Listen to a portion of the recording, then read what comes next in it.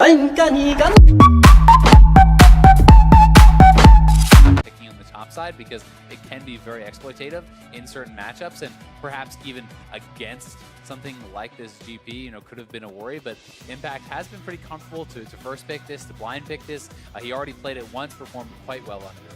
Well, with Zoe and Tom Kench banned away, that's two more of those pretty popular champions out of the picture. You already mentioned the Gangplank picked up by Team Liquid. Clutch's first round, it's Ryze and Sejuani.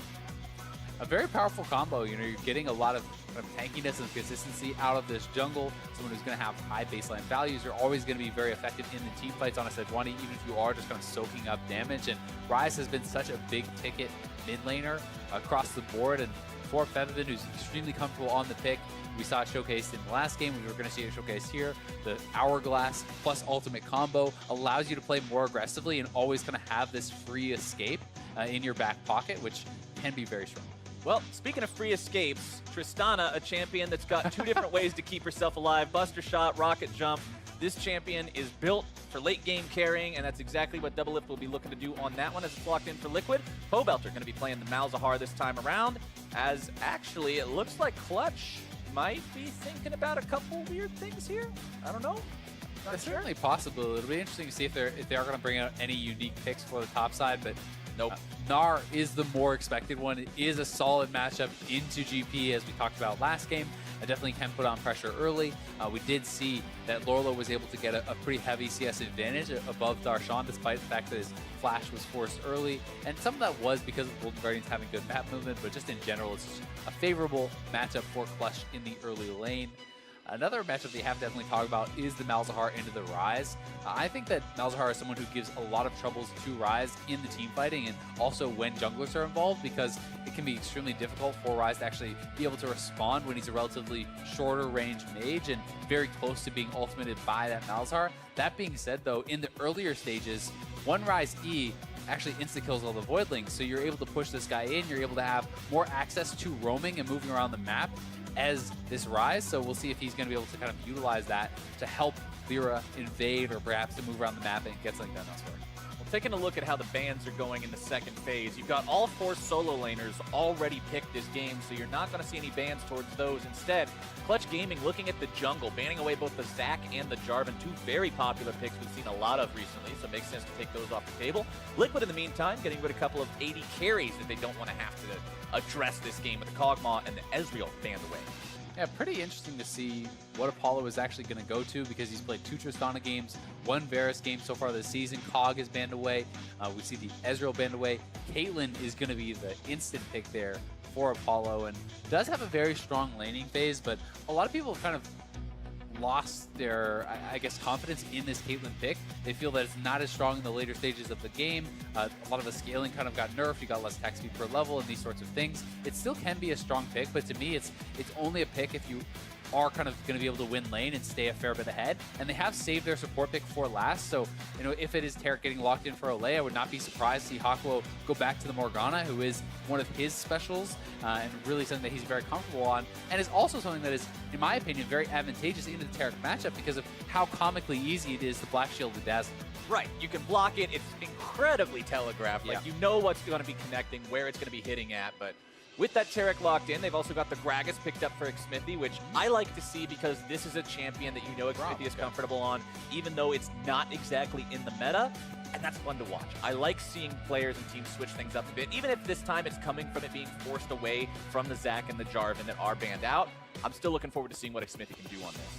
Yeah, definitely so. And I'm a little bit surprised to see the Braum. Not that the Braum is an atypical pick, but just because Hakuo has been such a Morgana player for so long, and I feel like that's such a good matchup. But going to be playing Caitlyn Braum, obviously a good combo in and of itself, and adding even more crowd control to this lineup. When you have the Braum stun, you can obviously trap out of that for Caitlyn. Braum ultimate, very easy to trap out of as well. You have point and click CZ from Febiven. You have knockups and stuns as well from the Sejuani. So there's a ton of crowd control coming out from this Clutch Gaming side. And for TL, it's more, in my opinion, about how evasive they are, about the actual amount of AoE damage that they're putting out in the team fights. And we'll see if they're going to be able to come out on top. And speaking of Caitlyn traps, one thing I want to address, because I think it actually is kind of like a hidden buff to Caitlyn. League of Stopwatches is actually really good for Caitlyn because true. every time they pop a stopwatch, you just put a cupcake under them. Yep, it's the same thing with GA, actually. Caitlyn does really well into those sorts of items because it is so telegraphed where they're coming back up. Same thing with Zillion also. The Zillion res can be very frustrating to play against Caitlyn because you come up, you get instantly headshot, but that only really happens if you're actually winning the fight, right? Caitlyn has to be able to be in a position where the stopwatch is used defensively for the other team, and then you're able to sit around and wait. Otherwise, you can just be pushed back out of the fight and not have the opportunity. Let's see how they end up working this last game. One last battle here on Summoner's Rift. Let's see if it's going to be Team Liquid or Clutch Gaming that walks away with the win on this one. Teams are out. Let's see how they play to level 1.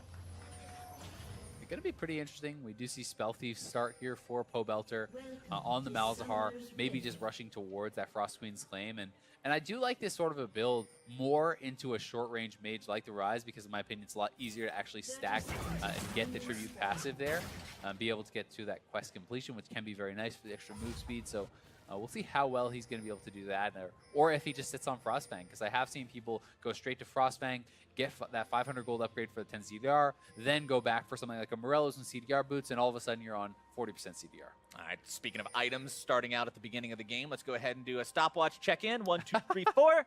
1, 2, 3, 4. 8 stopwatches. Stopwatch. 2 stopwatch. Well, either way, we're going to skip all the way to 8.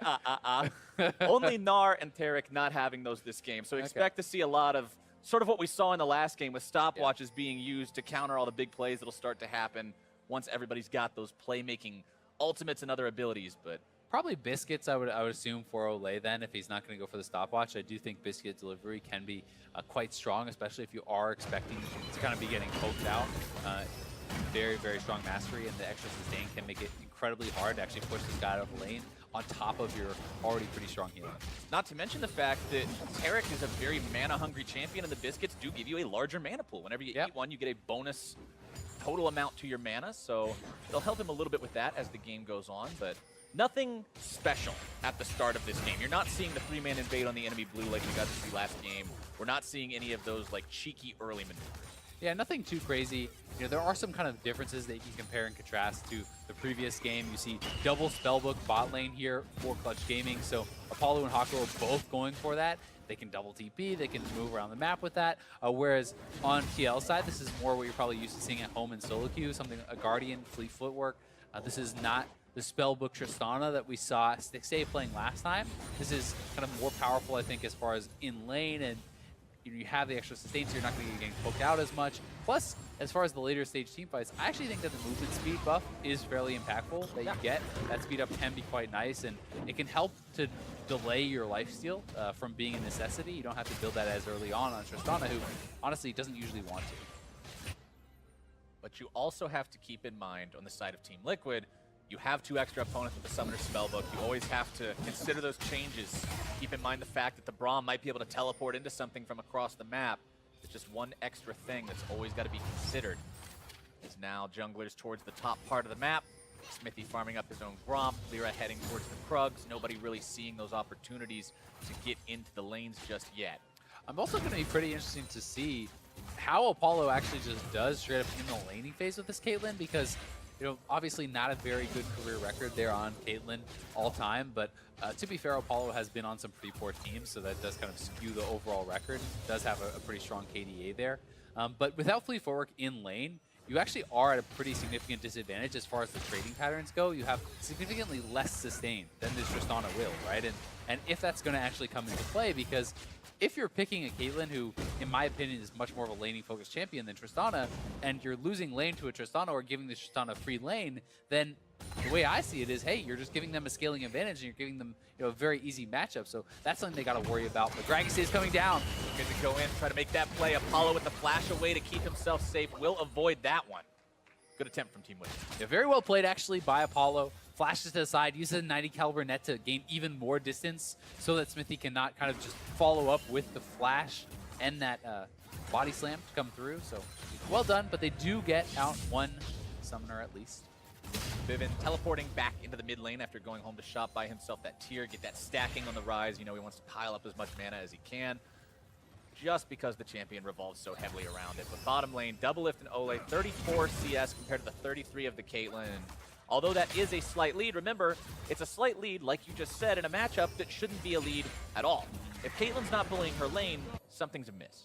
Yeah, and to be fair, there were quite a few 80 carry bans thrown Apollo's way, so you know, he kind of had that disadvantage as far as the draft goes, but it's just something where you're expecting TL to be getting more out of this lane. Lyra, nicely played, steals away the Raptors. Doublelift very close to actually having that passive proc on him, but seems like he'll be okay for this. Ole makes his way back into the mix. Gonna force Hawkwo back. Ole smacks that ward down before it has a chance to fully go invisible. Pobelter in the mid lane, 34 to the 43 CS of Fabiven's Rise, and we talked about how the last time we saw this guy, he had an absolutely incredible performance on Azir, including a pentakill. I was kind of bummed to see him lock in the Rise instead of the Azir. I was hoping to get sort of a reprisal of that role, but we will be seeing him on the Rise here today. Another champion he's very familiar with, Smithy. Going to see his opponent taking his Wolves. Oh, he mistimed it. Looked like Smithy actually got that. But now Lyra, the one who's going to get got if he's not careful, tries to flash away, but fails it. Tragedy as Team Liquid finds first blood. Yeah, Lyra stole away the Raptors, was looking to steal away the Wolves. He didn't have Smite, and he mistimed his actual combo there with the E for the XU damage. So not only does Smithy get it with the barrel, he fails his flash, gives first blood to Malzahar, who was losing to Febibin. So now that lane gets messed up, and loses his own Raptors, and that is just not what you want to see. That really couldn't have gone worse for Lyra in practically any way, but I hate to see that. Yeah, you really hate to see that happen sometimes, unless you're Team Liquid, in which case you really do like to see that. Yeah, I really like to see that, yeah. I mean, Malzahar is a champion that should be losing these early matchups, and here it is. I don't even think Smithy detonates it. I think it just times out, and he just happens to get it, and Lyra honestly would have needed to early flash to even have a chance to get out, and then Pobelter is actually standing in between him and the wall. I'm not sure if that was intentional to kind of push him off the wall and make him feel that flash, but it actually looked like that was some League of Legends body blocking, which is not something you really normally see. No, and if that was intentional, that's honestly very impressive. It looked like it was. Next level strats, sometimes you see somebody unluckily... That's the 200 IQ. Yeah, that's 200 IQ right there. Sometimes you see somebody get stuck on a minion, but getting stuck on the enemy mid laner because you fail flash over the wall. He's running in between him. Well played by Team Liquid. Unfortunate for Lyra, but it is a 300 gold lead for Team Liquid. So it's not like the game's broken open just yet. It's not like everything's quickly gone to hell in a handbasket. But Lyra has put himself in a spot where he's not doing a whole lot early that he wants to really be proud of. His impact. Damage from Solo.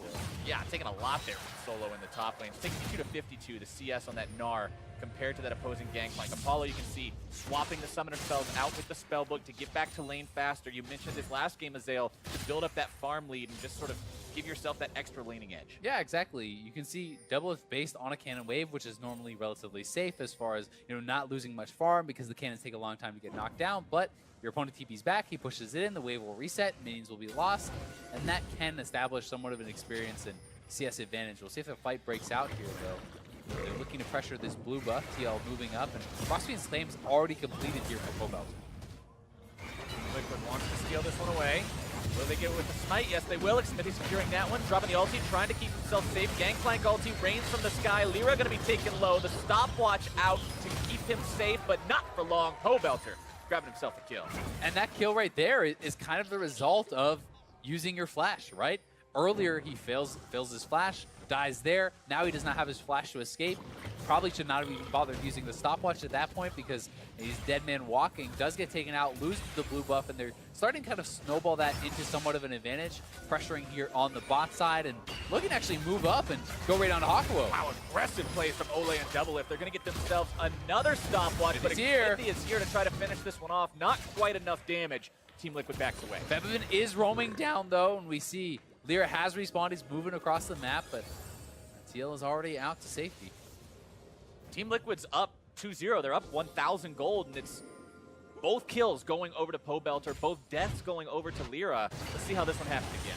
Yeah, they're trying to move in, looking to try to pressure this, but honestly, a really nice Gragas ultimate kind of splitting up the fight. Febibin gets pushed out. Lyra taking a lot of damage here, and there's no real way for Febibin to cleanly enter the fight because the GP ultimate is kind of zoning him out. So I think that Lyra just had to accept the death and just take that one without using his stopwatch. And you know, let's talk Lyra a little bit, because this is the guy that on Envy last year was the player that so many people were impressed with, and they were saying, man, get this guy on a team where he's able to do more, right? Like, this guy's a top-tier jungler. When Envy placed 10th in spring of 2017, it was Lyra who was voted the all-NA-LCS jungler, which was practically unheard of. And then Envy got themselves to 6th place in the summer split, largely thanks to what Lyra was able to do in the jungle. And he's a big part of what that team was. He's a big part of what this team is, but this game, things just aren't going well for him. I mean, when we heard from the analyst desk at the start of the day for Jad's stats, he was like, who's the jungler who's always behind at 10 minutes?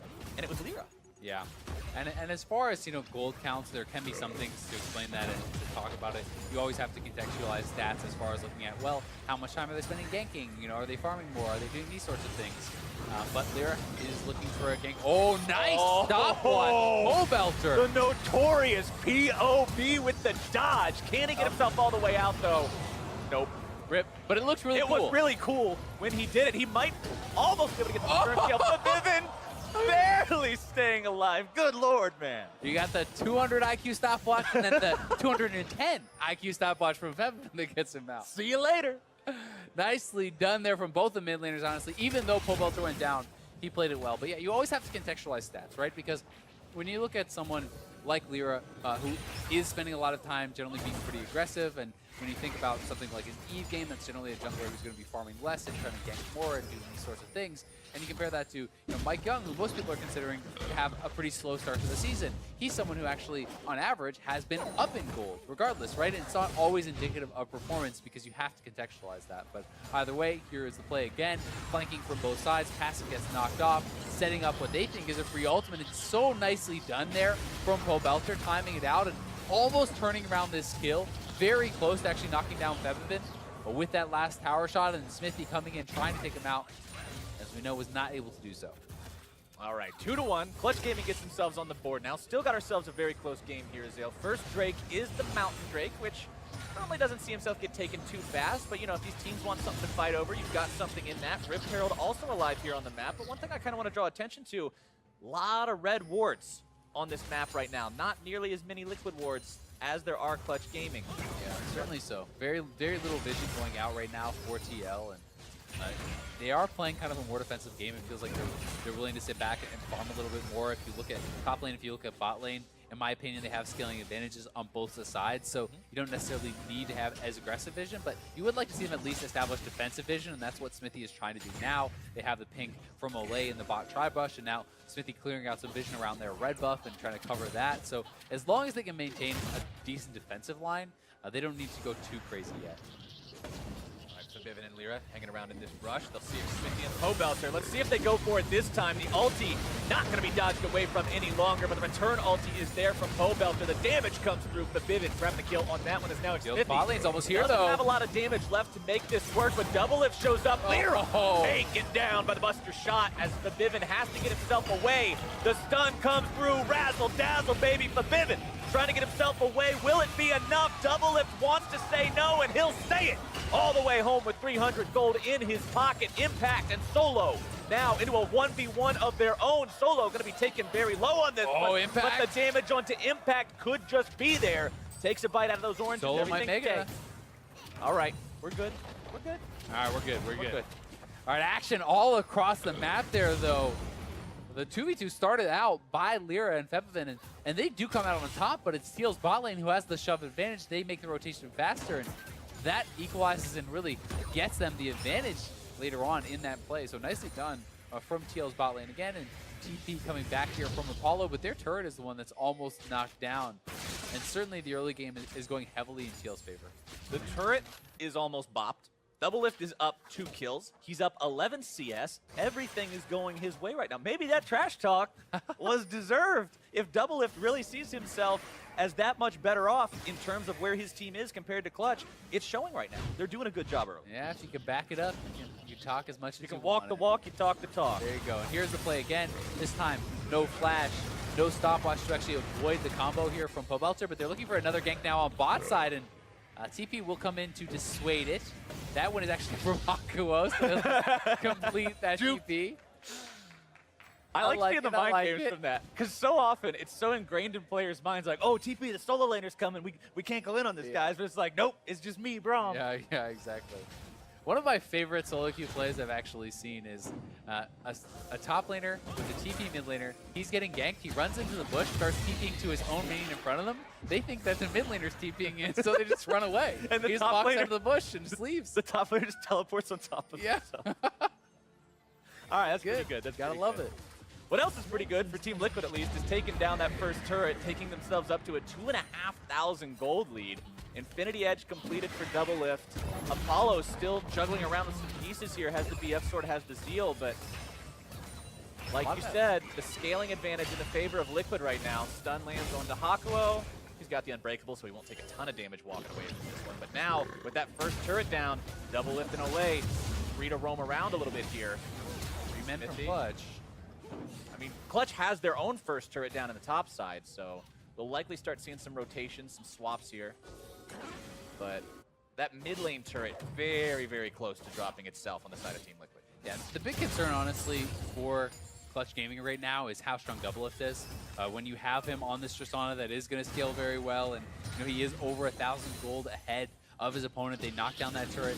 That's concerning because Caitlyn is not going to put out nearly as much, in my opinion, as the Tristana in the team fights, and now there's no safety there, and they're going to go for Apollo.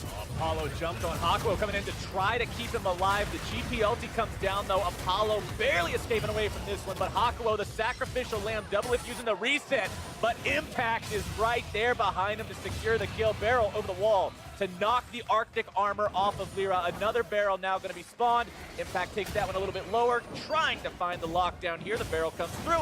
Another barrel knocks him back, but it knocks him right where he can dash over the wall. Thank you very much. He gets out of there. But thanks for the assist. Back to mid lane. He TP's back to mid lane, knows that's not a fight that they can win, so just trying to shove up, trying to pressure turrets, and at the same time, Solo shoving up topside again, knowing he can't really join in, so it's more kills for Liquid.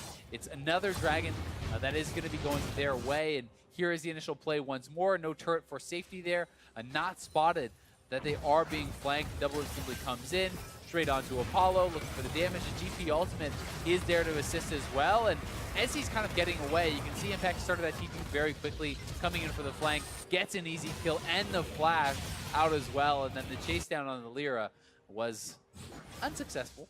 Yeah, and if you're looking at Clutch Gaming right now, you see one guy on the team who looks like he's doing pretty well for himself. You've got Vivint 2-1-0, but the problem with saying, okay, Ryze looks like he's doing okay right now, he already had to pay the Malzahar tax, 1,300 gold into the QSS that's not into those big combat stats. That's true.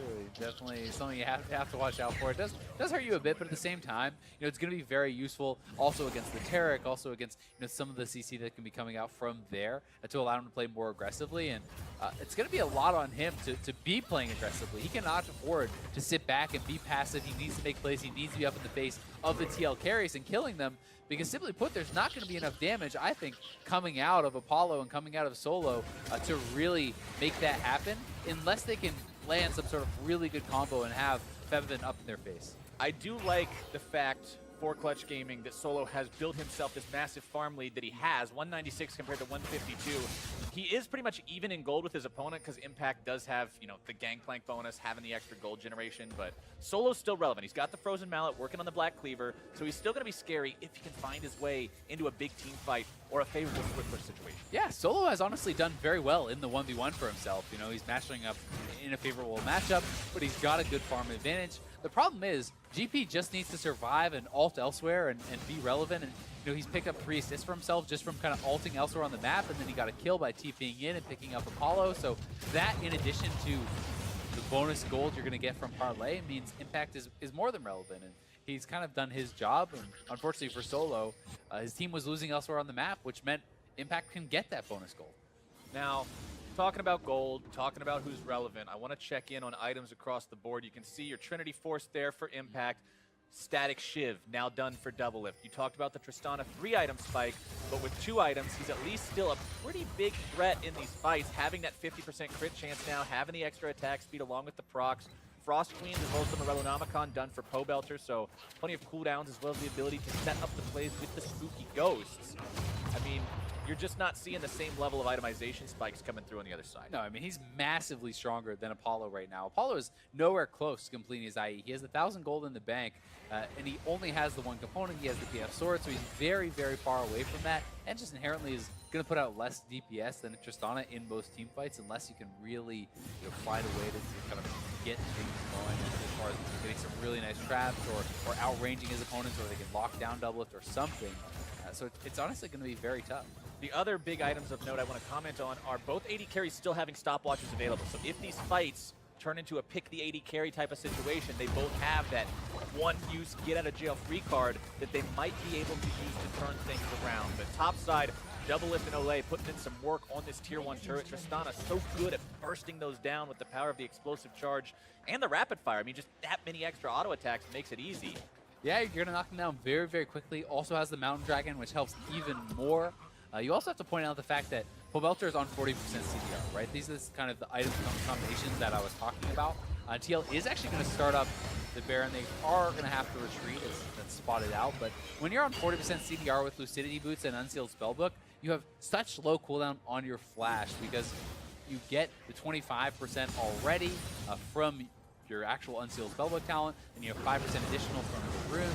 You do another percentage there from the boots here too. So it ends up adding up to quite a lot, and you do get to the situation where you pretty much always have your ultimate available, and Flash Ultimate is available so often that you can be picking people off left and right.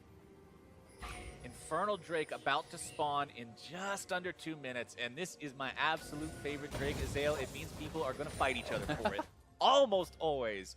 Nobody wants to give those things up. Any other Drake that you would just let pass by, not this one. I want to see if Clutch Gaming will try to fight for this, because right now they seem to be pretty set into their defensive ways. They're on the back foot. They're just trying to farm up, avoid making any big critical errors, because they know that Liquid's kind of knocking at that threshold where if they have one more big fight go their way, they can start to just run away with the game. They certainly can, and it's extra scary if you are Clutch Gaming to give over that Infernal, because it's GP top. This is not a Maokai. This is not someone who is not building a lot of AD or AP.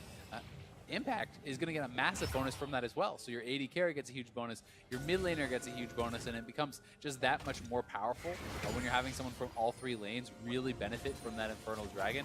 And you add in addition the already kind of scaling advantage you have here for TL. It becomes exceptionally hard if Clutch gives that up, and at the same time, if they can pick it up for themselves, well, hey, then maybe you can equalize things a little bit as far as scaling goes.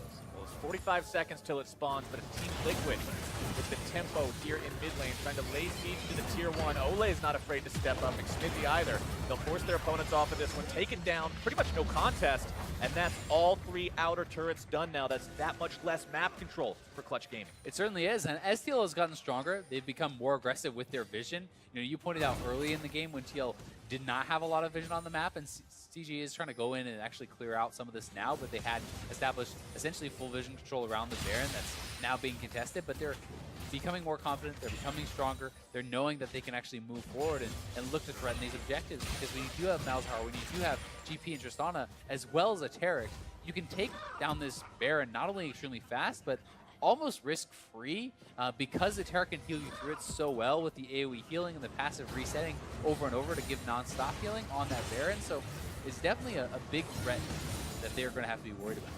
Speaking of threats, Vivian trying to be the threat for his team, creating this side lane pressure, but the problem is, when he's up there, they know he's not hanging around the Drake pit. It's very easy for Team Liquid to secure that Infernal for themselves. It's actually another Infernal that'll spawn next, which, if you're Clutch, you really would just rather see it be anything else with the control Team Liquid has over the map right now. You don't want to see him picking up that extra damage. But what are you going to do? I mean, there's not much, right? It's you have to try to maintain vision control, you have to try to farm up, you have to try to get to a strong point, because, like, as of now, I mean, yes, Apollo has golden in the bank, and he is going to be able to complete his IE when he goes home, but Doublelift is on 3 items, and Apollo is out on the map with 1.5.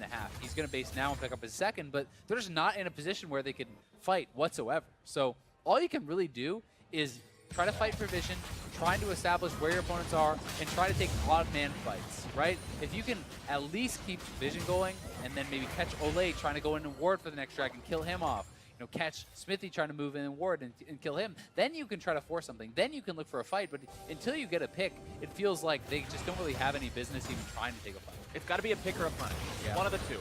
You either make them make a mistake and take advantage of that, or you find somebody alone like you just said. But outside of Liquid putting themselves in a spot where one of those is possible, Clutch is really strapped for options. They certainly are. I mean, if you do a telegraph engage into a Tristana, Malzahar, or a GP who are ahead, plus there is Taric Ultimate to back them up, not only can they absorb the engage, but they can turn that around very quickly.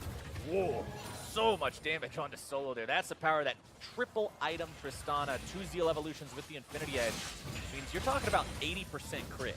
Yeah, Solo actually going a pretty interesting build here, picking up a Zeal for himself.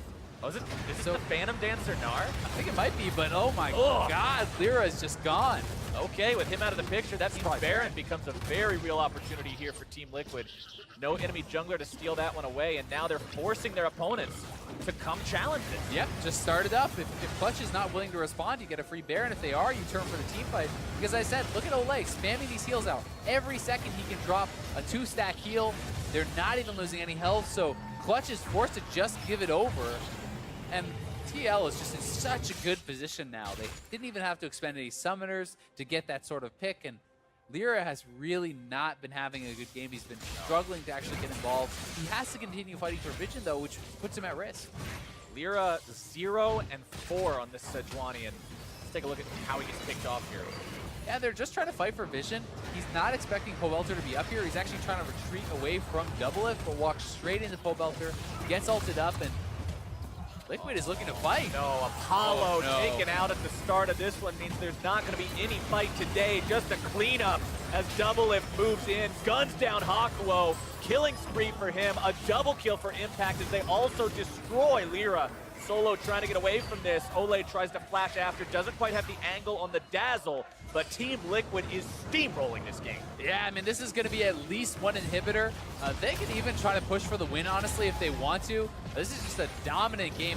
I'm expecting them to reset, but there's enough time, and they can knock down these turrets so quickly that if they want to play it risky, they can go for more. You see Doublelift heading to the top side, though, so they're just going to try to knock down more turrets, secure the victory, pick up more gold. There's no reason to do anything exceptionally risky when you're this far ahead, right? I mean, you can just easily take the game. 10,000 gold up, 26 minutes in. Complete control over the map. 5 men strong with Baron. Especially when you do have a scaling advantage, right? The one time I do disagree and feel like, hey, you have to take some risks is if you could get outscaled, you don't want to sit around, but they're going to get another pick. No, again, Apollo caught out, taken down 0, 3, and 0. The flash ulti from Pobelter. Apollo does not have a QSS of his own, and against Malzahar, that is why greed is a deadly sin. You have to be willing to pay the tax, Azale. It's a tough call to make, though, because they don't have any damage, right? They're behind, so he feels he needs to build DPS. Doesn't go for the QSS, gonna get punished, and Liquid looking like they're gonna close this one out. On to Nexus turret number 1, and it's not even a factor any longer. Clutch Gaming, they've got no way to respond. There's no damage, there's no tank ability, there's no chance here. Another ulti! Pobelter just is getting these left, right, and center. That's all she wrote. Clutch is done, and Liquid takes the game. Absolute decimation of Clutch Gaming there for Team Liquid, looking so strong, start to finish, and it just seemed to kind of fall off the rails very early on for Clutch, with Lyra getting caught out, trying to go for the invade, loses flash, dies, then dies again at the blue buff. Things really started to spiral out of control very quickly, and it never really felt like they could get any purchase in this game. We talked about how both these teams were looking good in the games we've seen them play so far in these first couple of weeks, and if one of them could really just destroy the other in this game, it would bode really well for saying, all right, that is a top-tier team right there. And Team Liquid, that is a top-tier team right there. Definitely looking very, very good. Bot lane especially, you have to say, some big, big advantages gained from them. A little bit of credit to Clutch, though. Both their solo laners, I thought, performed fairly well. You did see Solo actually holding out pretty well, getting some pretty big CS advantages. Fevin was fairly active in the mid game, finding a couple kills for himself, but jungle was very far behind. Bot lane was very far behind, and Liquid just played too well as a team and made it look pretty easy. They never slipped up. That's one of the big things I saw too. So often you see teams get a lead, put themselves in a power position, but then they don't know how to properly close that out. Yeah. They don't know how to transition that into the further stages of the game. Liquid had no issue with that. They were always in control. Yeah, and I think that's the most encouraging thing here for TL fans is seeing how cleanly they close out this game. You know, how good their shot calling was in the later stages. There was no hesitation. They move towards Baron. They get vision control. They get a pick on the jungler. They take down the Baron. They find another pick. They end the game, right? This is making it look extremely easy from the position that they were in. Yes, part of it is to do with composition and the advantage that they already had, but definitely being able to make that call and being able to close out so cleanly is something that has been in short supply in the LCS so far this split. A lot of teams struggling, even with massive advantages, to close games and really having them stall out, giving more opportunities to their opponents, which sometimes can cost them a game. And you said right as the game ended that it looked like Liquid was just in control and Clutch was slipping from very early on. And Clutch did slip very early on, but then they never found their footing again. They couldn't staunch that bleeding. And considering how many times Lyra died, considering how little it seemed like they were able to do, we talked about how they were on the back foot, but they just never found the opportunity to try to propel that momentum the other way. Yeah, and I think a lot of that is just to do with TL having really good map movement, having really good vision. Clutch never really found the opportunity to surprise them, to get that jump on them and try to pull off something with a Mega Gnar, try to do something, you know, with Ryze ultimate in for the Sejuani. They just never got it going. It was such a convincing win from Team Liquid, and now we're going to go ahead and send things down to Avali May and the Team Liquid jungler. Thanks, guys. I'm here with Xmithy. Congratulations on your win against Clutch Gaming. And I want to ask you, what was the game plan going into this match? I don't think we have any specific game plan for pretty much any team. We just play our own game, and yeah, like everyone just communicated really well during this game, and we played pretty cleanly. What do you think was your winning factor then? Winning factor was just, I guess like this game was just like everyone was like collapsing really well. So like if they invaded our jungle, if they wanted to fight, we were always like our team was always ahead, and like we just countered their play. Now around this time last year, it was the rebirth of Xmithy. Everyone had their eyes on you. I see you rolling your eyes, but trust me, everyone was going crazy for you on Immortals. Now that you're on a team filled with all of these superstars, how does that compare? I guess like this team, I kind of take like a backseat role since like everyone's really vocal in this team, and I don't have to speak out loud like much more than I used to in Immortals. And it's like a good and bad, I guess, because sometimes I want to do more, like sometimes I want to do less. It's just like, I guess it's like a good in between for this team. Well, having played together, you've now both won and lost the game from yesterday. How does Team Liquid handle a loss and turn it into a win the next day?